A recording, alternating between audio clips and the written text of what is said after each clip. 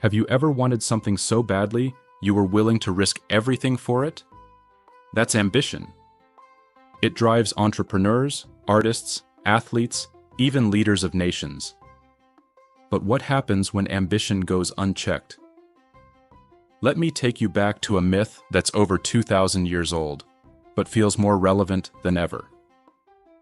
This is the story of Icarus, and it has everything to do with how we live, work, and chase success today. In Greek mythology, Icarus was the son of Daedalus, a brilliant inventor. Trapped in a tower by King Minos, Daedalus built wings from feathers and wax to escape.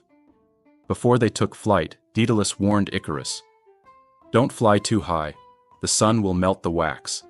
And don't fly too low, the sea will ruin the feathers, follow the middle path." It's a metaphor as old as time, balance, wisdom, moderation. But Icarus didn't listen.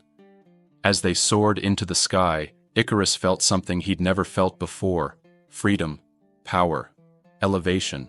He flew higher and higher, ignoring his father's warning, until the wax melted, the feathers scattered, and Icarus fell.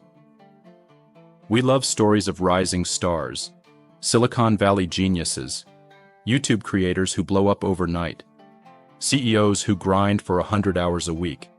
But what we don't see, or we ignore, is how often they burn out.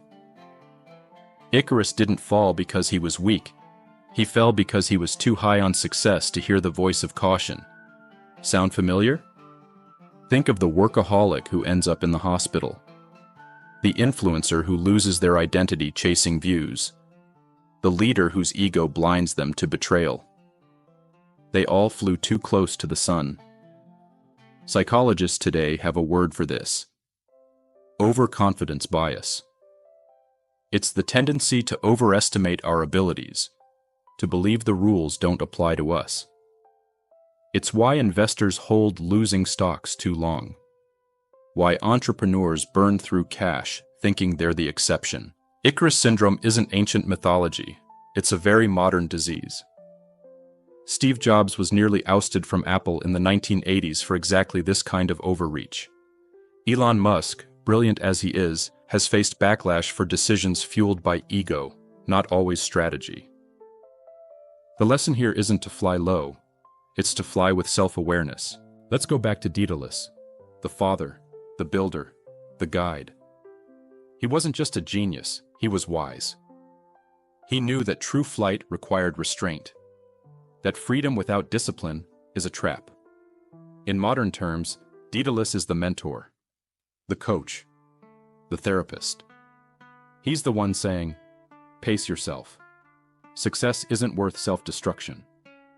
If you want long-term impact, in your work, your art, your relationships, you need systems, boundaries, rest, not just hustle.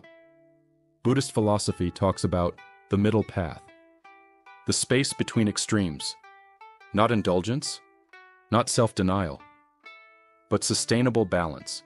It's exactly what Daedalus tried to teach his son, and what many of us are still trying to learn. So what's the modern application? Build your wings, chase your dreams, but check your altitude, know your limits, and listen to the Daedalus in your life, whether it's a mentor, a journal, or your own intuition. Ambition isn't bad, ego isn't evil, but without grounding, both can lead you to crash. Icarus didn't die because he was weak. He died because he forgot to listen. And maybe, just maybe, the real lesson isn't about flying less. It's about flying wiser. This is Legends and Lessons. Subscribe for more timeless stories with modern meaning, because sometimes the best advice is thousands of years old.